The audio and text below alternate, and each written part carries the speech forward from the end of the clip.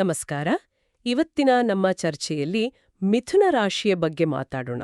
ಹೌದು. ಅದರಲ್ಲೂ ಮುಖ್ಯವಾಗಿ ಫೆಬ್ರವರಿ 17, 18 ಮತ್ತು 19 ಈ 3 ದಿನಗಳ ಬಗ್ಗೆ. ತುಂಬಾನೇ ಮಹತ್ವದ ದಿನಗಳು. ಹೌದು. ನಮ್ಗೆ ಸಿಕ್ಕಿರುವ ಕೆಲವು ಜ್ಯೋತಿಷ್ಯ ಮೂಲಗಳನ್ನ ಇಟ್ಕೊಂಡು ಇದರ ಬಗ್ಗೆ ಒಂದು ಆಳವಾದ ವಿಶ್ಲೇಷಣೆ ಮಾಡೋಣ ಅಲ್ವಾ? ಖಂಡಿತವಾಗಿಯೂ. ಇದರ ಉದ್ದೇಶ ಬರೀ ಭವಿಷ್ಯ ಹೇಳೋದಲ್ಲ. ಇಲ್ಲ.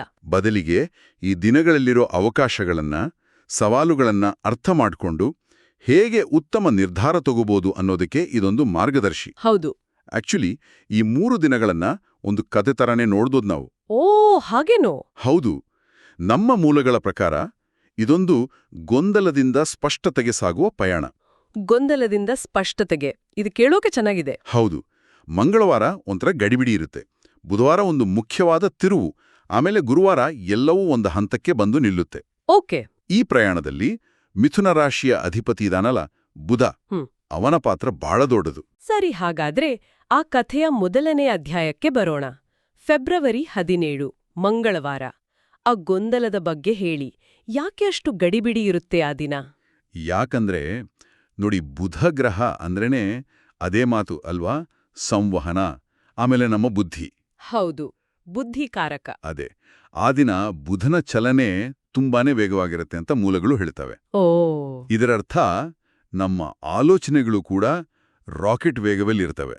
ಒಂದೇ ಸಲಕ್ಕೆ 10 ಯೋಚನೆಗಳು ತಲೆಗೆ ಬರ್ತವೆ. ಇದರಿಂದ ಸಣ್ಣ ವಿಷಯ ಕೂಡ ದೊಡ್ಡದಾಗಿ ಕಾಣಿಸುತ್ತೆ. ಎಕ್ಸಾಕ್ಟ್ಲಿ.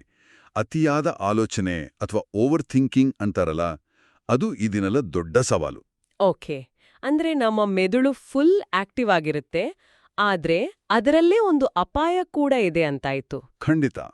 ನಮ್ಮ ಮೂಲಗಳಲ್ಲಿ ಒಂದು ತಪ್ಪು ಮಾತಿನಿಂದ 3 ಅಪಾರ್ಥಗಳು ಸಂಭವಿಸಬಹುದು ಅಂತ ಒಂದು ನಿರ್ದಿಷ್ಟವಾದ ಎಚ್ಚರಿಕೆ ಇದೆಯಲ್ಲ, ಅದರ ಬಗ್ಗೆ ಸ್ವಲ್ಪ ವಿವರಿಸಿ. ಖಂಡಿತ.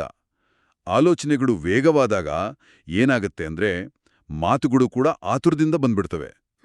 ನಾವು ಒಂದು ಅರ್ಥದಲ್ಲಿ ಹೇಳಿದ್ದು ಕೇಳೋರ್ಗೆ ಇನ್ನೊಂದು ಅರ್ಥದಲ್ಲಿ ತಲುಪಬಹುದು. ಓ, ಮಿಸ್ಕಮ್ಯುನಿಕೇಶನ್. ಹೌದು. ಅದರಲ್ಲೂ ವಿಶೇಷವಾಗಿ ಬೆಳಿಗ್ಗೆ 8ರಿಂದ ಮಧ್ಯಾಹ್ನ 1 ಗಂಟೆಯವರೆಗೆ ಈ ಪ್ರಭಾವ ಜಾಸ್ತಿ ಇರುತ್ತೆ. ಸರಿ. ಸೊ ಆ ದಿನ ಮಾತಾಡೋದಕ್ಕಿಂತ ಹೆಚ್ಚು ಕೇಳಿಸ್ಕೊಳ್ಳೋದೇ ಜಾಣತನ. ಹಾಗಾದ್ರೆ 17ನೇ ತಾರೀಕು ಸಂಯಮ ಪಾಲಿಸಬೇಕಾದ ದಿನ. ಈ ಗೊಂದಲದ ನಂತರ ಬುಧವಾರ ಅಂದ್ರೆ ಫೆಬ್ರವರಿ 18, ಅದನ್ನ ಕಥೆಯ ತಿರುವು ಅಂತ ಹೇಳಿದ್ರಿ. ಏನಾಗುತ್ತೆ ಆ ದಿನ? ಬುಧವಾರ ಅನ್ನೋದು ಬುಧನದ್ದೇ ದಿನ. ಹೌದು. ಹಾಗಾಗಿ ಮಿಥುನ ರಾಶಿಯವರಿಗೆ ಅದು ತುಂಬಾ ಶಕ್ತಿಯುತವಾದ ದಿನ. ಮಂಗಳವಾರದ ಗೊಂದಲದ ನಂತರ ಬುಧವಾರ ಆಲೋಚನೆಗಳು ಒಂಥರ ಒಂದು ಹಂತಕ್ಕೆ ಬಂದು ನಿಲ್ತವೆ. ಸರಿ. ಆಗ ಜೀವನದ ಒಂದು ಪ್ರಮುಖ ನಿರ್ಧಾರ ತೆಗೆದುಕೊಳ್ಳುವ ಸಂದರ್ಭ ಎದುರಾಗುತ್ತೆ. ನಿರ್ಧಾರ? ಹೌದು. ಮೂಲಗಳ ಪ್ರಕಾರ ನಮ್ಮ ಮುಂದೆ 2 ಆಯ್ಕೆಗಳು ಸ್ಪಷ್ಟವಾಗಿ ಕಾಣಿಸ್ತವೆ. ಅಂದ್ರೆ ಸರಿಯಾದ ನಿರ್ಧಾರ ತೆಗೆದುಕೊಂಡ್ರೆ ಕಥೆ ಸುಖಾಂತ್ಯ ಕಾಣುತ್ತೆ. ಆ ನಿರ್ಧಾರದ ಪರಿಣಾಮ ಎಷ್ಟು ದೊಡ್ಡದಿರಬಹುದು? ಬಹಳ ದೊಡ್ಡದು. ನೋಡಿ, ಸರಿಯಾದ ಆಯ್ಕೆ ಮಾಡಿದ್ರೆ ಮುಂದಿನ 6 ತಿಂಗಳವರೆಗೆ ಲಾಭ ತಂದುಕೊಡುತ್ತೆ. 6 ತಿಂಗಳು? ಹೌದು. ಅದೇ ತಪ್ಪು ಆಯ್ಕೆ ಮಾಡಿದ್ರೆ ಕನಿಷ್ಠ 2 ತಿಂಗಳಾದ್ರೂ ನಮ್ಮನ್ನ ಹಿಂದೆ ಹಾಕಬಹುದು. ಅಯ್ಯೋ. ಅದಕ್ಕಾಗಿಯೇ ಆತುರ ಪಡದೆ ಹಿರಿಯರ ಅಥವಾ ಅನುಭವಿಗಳ ಸಲಹೆ ಕೇಳೋದು ಬಹಳ ಮುಖ್ಯ ಅಂತ ನಮ್ಮ ಮೂಲಗಳು ಒತ್ತಿ ಹೇಳ್ತವೆ. ಗೊಂದಲ, ನಿರ್ಧಾರ. ಆಮೇಲೆ ಗುರುವಾರ ಫೆಬ್ರವರಿ 19, ಸ್ಪಷ್ಟತೆಯ ದಿನ.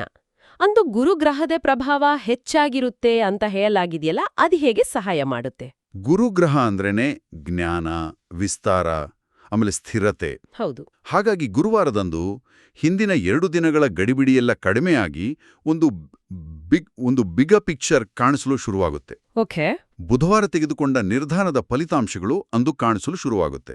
ನಮ್ಮ ಮೂಲಗಳಲ್ಲಿ ಒಂದು ಅದ್ಭುತವಾದ ಮಾತಿದೆ. ಏನು? ಮೌನದಿಂದ 5 ಸಮಸ್ಯೆಗಳನ್ನು ದೂರ ಮಾಡಬಹುದು ಅಂತ.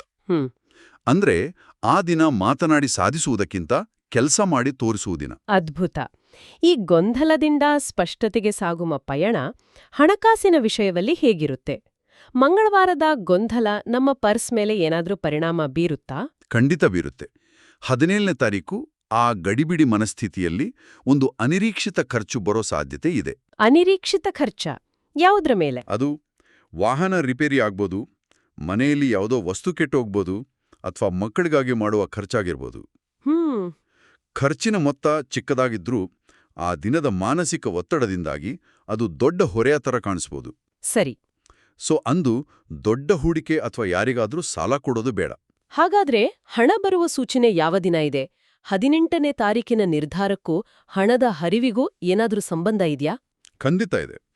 18ರಂದು ಮನಸ್ಸು ಸ್ಪಷ್ಟವಾಗ್ತಿದ್ದಂತೆ ಹಣಕಾಸಿನ ದಾರಿಗಳು ಸ್ಪಷ್ಟವಾಗ್ತವೆ. ಹೇಗೆ? ತುಂಬ ದಿನಗಳಿಂದ ಬರಬೇಕಾಗಿದ್ದ ಹಣ ವಾಪಸ್ ಬರ್ಬೋದು. ಅಥವಾ ನಿಂತೋಡಿದ್ದ ಪೇಮೆಂಟ್ನಲ್ಲಿ ಕನಿಷ್ಠ 50% ಆದರೂ ಕೈ ಸೇರ್ಬೋದು. ಓ, ಒಳ್ಳೆ ಸುದ್ದಿ.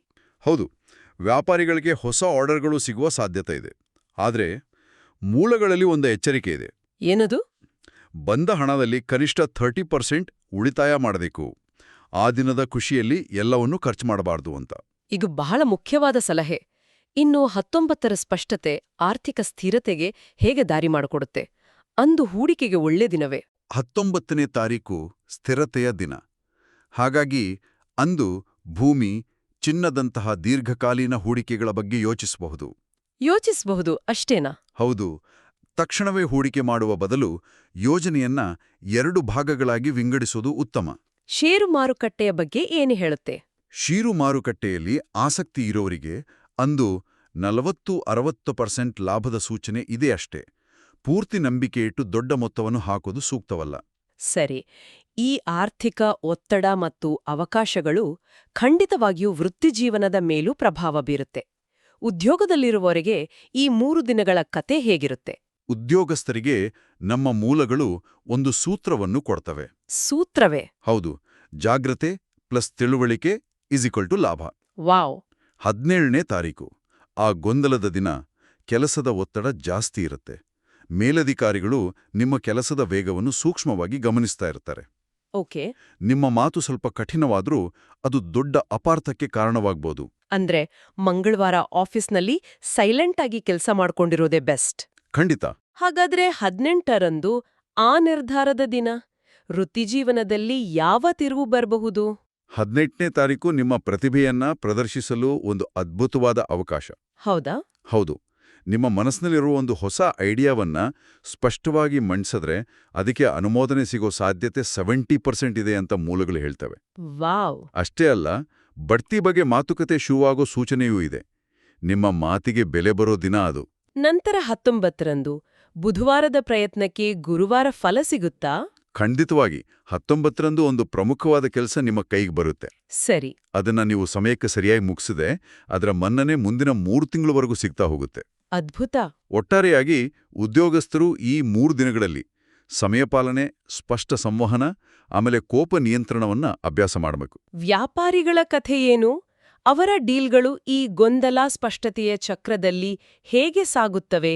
ವ್ಯಾಪಾರಿಗಳಿಗೆ ಇದು ಮಾತುಕತೆಯ ದಿನಗಳು. 17ರಂದು ಹೊಸ ಗ್ರಾಹಕರೊಂದಿಗೆ ಮಾತುಕತೆ ಶುರುವಾಗ್ಬೋದು. ಆದರೆ ಒಪ್ಪಂದಕ್ಕೆ ಆತುರ ಪಡಬಾರ್ದು. ಒಂದು ದಿನ ಸಮಯ ತಗೊಂಡು ಯೋಚಿಸೋದು ಉತ್ತಮ. ಸರಿ.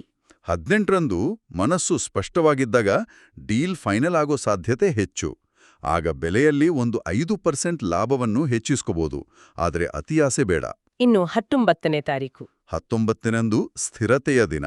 ಹೊಸ ಯೋಜನೆ ಅಥವಾ ಒಂದು ಹೊಸ ಮಾರ್ಕೆಟಿಂಗ್ ತಂತ್ರವನ್ನ ಆರಂಭಿಸಲು ಅದು ಒಳ್ಳೆ ಸಮಯ. ಸರಿ. ಆಫೀಸ್ನ ಒತ್ತಡ, ಹಣಕಾಸಿನ ಚಿಂತೆ ಇದೆಲ್ಲ ಸಾಮಾನ್ಯವಾಗಿ ಮನೆ ಮೇಲೆ ಪರಿಣಾಮ ಬೀರುತ್ತೆ. ಕೌಟುಂಬಿಕ ಜೀವನದಲ್ಲಿ ಈ 3 ದಿನಗಳ ಕತೆ ಹೇಗಿರುತ್ತೆ? ಆ ಒಂದು ತಪ್ಪು ಮಾತು ಮನೆಯಲ್ಲಿ ಹೆಚ್ಚು ಅಪಾಯಕಾರಿಯೇ? ಖಂಡಿತ. ಮನೆಯಲ್ಲಿ ಸಂಬಂಧಗಳು ಇನ್ನೂ ಸೂಕ್ಷ್ಮವಾಗಿರುತ್ತಲ್ವಾ? ಹೌದು. ಸೊ 17ರಂದು ಹೆಚ್ಚು ಜಾಗರೂಕರಾಗಿರ್ಬೇಕು. ಸಣ್ಣ ವಿಷಯಕ್ಕೆ ದೊಡ್ಡ ಚರ್ಚೆ ಶುರುವಾಗ್ಬೋದು. ಅದರಲ್ಲೂ ಸಂಜೆ 5 ಗಂಟೆಯ ನಂತರ. ಆ ಸಮಯದಲ್ಲಿ ಹೆಚ್ಚು ಎಚ್ಚರಿಕೆ ಬೇಕು. ಹೌದು. ಹೆಚ್ಚು ಕೇಳಿಸ್ಕೊಳ್ಳಿ, ಕಡಿಮೆ ಮಾತಾಡಿ. ಇದು ಆ ದಿನದ ಮೂಲ ಮಂತ್ರ. ಸಂಘರ್ಷವನ್ನು ತಪ್ಪಿಸಲು 17ನೇ ತಾರೀಕು ಮೌನ. ಹಾಗಾದರೆ 18 ಮತ್ತು 19ರಂದು ಮನೆಯಲ್ಲಿ ಪರಿಸ್ಥಿತಿ ಹೇಗೆ ಸುಧಾರಿಸುತ್ತೆ? 18ನೇ ತಾರೀಕು ಚರ್ಚೆ ಮತ್ತು ಪರಿಹಾರದ ದಿನ. ಓಕೆ. ಮಂಗಳವಾರ ಏನಾದ್ರೂ ಮನಸ್ತಾಪ ಆಗಿದ್ರೆ ಬುಧವಾರ ಶಾಂತವಾಗಿ ಮಾತಾಡಿ ಬಗೆಹರಿಸ್ಕೋಬಹುದು. ಹಿರಿಯರ ಆಶೀರ್ವಾದ ತಗೊಂಡ್ರೆ ಮನೆಯ ವಾತಾವರಣವೇ ಬದಲಾಗುತ್ತೆ. ಸರಿ. ಇನ್ನು 19ನೇ ತಾರೀಕು ಮನೆಯಲ್ಲಿ ಒಂದು ಶುಭ ಸಮಾಚಾರ ಕೇಳುವ ಸಾಧ್ಯತೆ ಇದೆ. ಹೌದಾ? ಹೌದು. ಅದು ಉದ್ಯೋಗ, ಹಣಕಾಸು ಅಥವಾ ಮಕ್ಕಳ ವಿಚಾರಕ್ಕೆ ಸಂಬಂಧಿಸಿರಬಹುದು. ಕುಟುಂಬದಲ್ಲಿ ಮತ್ತೆ ಸಂತೋಷದ ವಾತಾವರಣ ನಿರ್ಮಾಣವಾಗುತ್ತೆ. ಬಹಳ ಚೆನ್ನಾಗಿದೆ. ಈಗ ಕೆಲವು ಪ್ರಮುಖ ವಿಷಯಗಳ ಬಗ್ಗೆ ಸಂಕ್ಷಿಪ್ತವಾಗಿ ನೋಡೋಣ. ಆರೋಗ್ಯ, ಪ್ರೀತಿ ಮತ್ತು ವಿದ್ಯಾರ್ಥಿಗಳಿಗೆ ಈ 3 ದಿನಗಳ ಪಯಣ ಹೇಗಿರುತ್ತೆ? ಆರೋಗ್ಯದ ವಿಷಯದಲ್ಲಿ ದೊಡ್ಡ ಅಪಾಯಗಳೇನೂ ಇಲ್ಲ. ಸಮಾಧಾನ. ಆದರೆ 17ರ ಮಾನಸಿಕ ಒತ್ತಡದಿಂದಾಗಿ ತಲೆನೋವು, ನಿದ್ರಾಹೀನತೆಯಂತಹ ಸಣ್ಣ ಸಮಸ್ಯೆಗಳು ಕಾಣಿಸಬಹುದು. ಅದಕ್ಕೇನ್ ಮಾಡ್ಬೋದು? ಸಿಂಪಲ್. 17ರಂದು ಹೆಚ್ಚು ನೀರು ಕುಡಿಯಿರಿ. 18ರಂದು ಕನಿಷ್ಠ 7 ಗಂಟೆಗಳ ಕಾಲ ನಿದ್ದೆ ಮಾಡಿ. ಮತ್ತು 19ನೇದೊಂದು ಆರೋಗ್ಯ ಪರೀಕ್ಷೆ ಮಾಡಿಸೋದಿದ್ರೆ ಅದು ಅನುಕೂಲಕರ ದಿನ. ಸರಿ. ಇನ್ನು ಪ್ರೇಮ ಮತ್ತು ದಾಂಪತ್ಯ ಜೀವನದಲ್ಲಿ ಈ ಮಾತಿನ ಆಟ ಹೇಗಿರುತ್ತೆ? ಅಲ್ಲೂ ಅಷ್ಟೇ, ಅನುಮಾನ ಬಿಟ್ಟು ವಿಶ್ವಾಸ ಬೆಳೆಸ್ಕೊಳ್ಬೇಕು. ಪ್ರೇಮಿಗಳಿಗೆ 17ರಂದು ಸಣ್ಣ ಅಪಾರ್ಥಗಳು ಉಂಟಾಗ್ಬೋದು. ಓ. 18ರಂದು ಸ್ಪಷ್ಟವಾಗಿ ಮಾತಾಡಿ ಬಗೆಹರಿಸ್ಕೋಬೋದು. 19ರಂದು ಸಂಬಂಧ ಇನ್ನೂ ಬಲಗೊಳ್ಳುತ್ತೆ. ವಿವಾಹಿತರಿಗೆ? ವಿವಾಹಿತರು 17ರಂದು ಸಂಗಾತಿಯ ಮಾತನ್ನ ಪೂರ್ತಿಯಾಗಿ ಕೇಳ್ಬೇಕು. ಅರ್ಧಕ್ಕೆ ನಿಲ್ಸಬಾರ್ದು. 18ರಂದು ಹಣಕಾಸಿನ ವಿಷಯಗಳಲ್ಲಿ ಜಂಟಿಯಾಗಿ ನಿರ್ಧಾರ ತಗೋಬೇಕು. 19ರಂದು ಮನೆಯಲ್ಲಿ ಶಾಂತಿ ಮತ್ತು ಸಂತೋಷ ಇರುತ್ತೆ. ವಿದ್ಯಾರ್ಥಿಗಳಿಗೆ ಬುಧನ ಪ್ರಭಾವದಿಂದ ಬುದ್ಧಿವಂತಿಕೆ ಇದ್ದರೂ ಏಕಾಗ್ರತೆಯ ಕೊರತೆ ಕಾಡಬಹುದು ಅಂತ ನಮ್ಮ ಮೂಲಗಳಲ್ಲಿ ಹೇಳಲಾಗಿದೆ. ಇದು ನಿಜವೇ? ಹೌದು. 17ರಂದು ಆಲೋಚನೆಗಳ ಗದ್ದಲದಿಂದಾಗಿ ಏಕಾಗ್ರತೆ ಕಡಿಮೆ ಇರುತ್ತೆ. ಆಗೇನ್ ಮಾಡ್ಬೇಕು? ಹೊಸ ಪಾಠಗಳನ್ನ ಓದೋ ಬದಲು ಹಳೆಯದನ್ನ ಪುನರಾವರ್ತನೆ ಮಾಡೋದು ಉತ್ತಮ. ಸರಿ. 18ರಂದು ಮನಸ್ಸು ಸ್ಪಷ್ಟವಾಗಿರೋದ್ರಿಂದ ಓದಲು ಅತ್ಯುತ್ತಮ ದಿನ. ಕಷ್ಟಕರವಾದ ವಿಷಯಗಳು ಕೂಡ ಸುಲಭವಾಗಿ ಅರ್ಥವಾಗುತ್ತೆ. ಗ್ರೇಟ್. 19ನೇ ತಾರೀಕು? 19ರಂದು ಪರೀಕ್ಷೆ ಅಥವಾ ಸಂದರ್ಶನವಿದ್ರೆ ಯಶಸ್ಸಿನ ಸಾಧ್ಯತೆ 70% ಇದೆ. ವಾವ್. ಆತ್ಮವಿಶ್ವಾಸದಿಂದ ಮುನ್ನುಗ್ಬೇಕು. ಓಕೆ, ನಾವು ಈ 3 ದಿನಗಳ ಸವಾಲುಗಳು ಮತ್ತು ಅವಕಾಶಗಳನ್ನು ಅರ್ಥ ಮಾಡಿಕೊಂಡಿದ್ದೇವೆ. ಈಗ ಇವುಗಳನ್ನು ಎದುರಿಸಲು ಬೇಕಾದ ಪರಿಕರಗಳ ಬಗ್ಗೆ ಮಾತಾಡೋಣ. ನಮ್ಮ ಮೂಲಗಳು ಯಾವ ಅದೃಷ್ಟದ ಅಂಶಗಳು ಮತ್ತು ಪರಿಹಾರಗಳನ್ನು ಸೂಚಿಸುತ್ತವೆ? ಖಂಡಿತ. ಮೊದಲಿಗೆ ಅದೃಷ್ಟದ ಸಂಖ್ಯೆಗಳು 2, 5 ಮತ್ತು 8.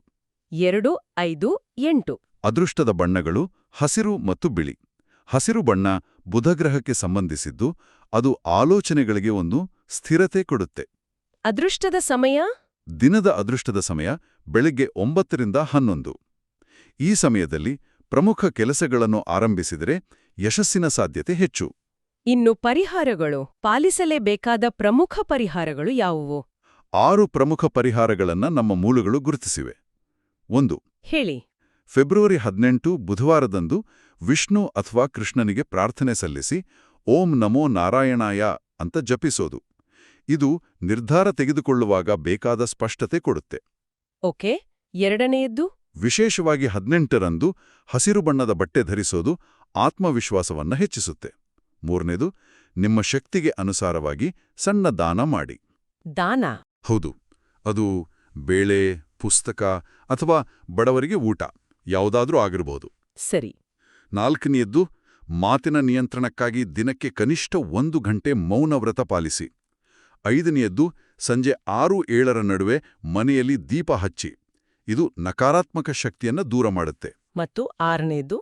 6ನೇಯ ಹಾಗೂ ಅತ್ಯಂತ ಶ್ರೇಷ್ಠವಾದ ಪರಿಹಾರ, ಹಿರಿಯರ ಆಶೀರ್ವಾದ. ಇದು 100 ಪರಿಹಾರಗಳಿಗೆ ಸಮ. ಅತ್ಯುತ್ತಮ. ಈ ಇಡೀ ಚರ್ಚೆಯನ್ನ ಒಟ್ಟುಗೂಡಿಸೋದಾದ್ರೆ ಈ 3 ದಿನಗಳು ಪರೀಕ್ಷೆಯ ದಿನಗಳಲ್ಲ, ಬದಲಾಗಿ ನಿರ್ಧಾರಗಳ ದಿನಗಳು. ಹೌದು. ಗೊಂದಲದಿಂದ ಸ್ಪಷ್ಟತೆಗೆ ಸಾಗುವ ಈ ಪಯಣದಲ್ಲಿ ನಾವು ಪಾಲಿಸಬೇಕಾದ 5 ಪ್ರಮುಖ ನಿಯಮಗಳೆಂದರೆ: 1.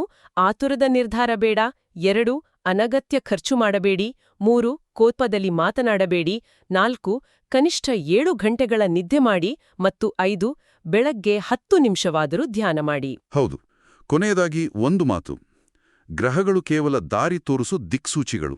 ದಿಕ್ಸೂಚಿಗಳು ಮಾತ್ರ. ಹೌದು. ಆ ದಾರಿಯಲ್ಲಿ ನಡೆಯಬೇಕಾದವರು ನಾವೇ.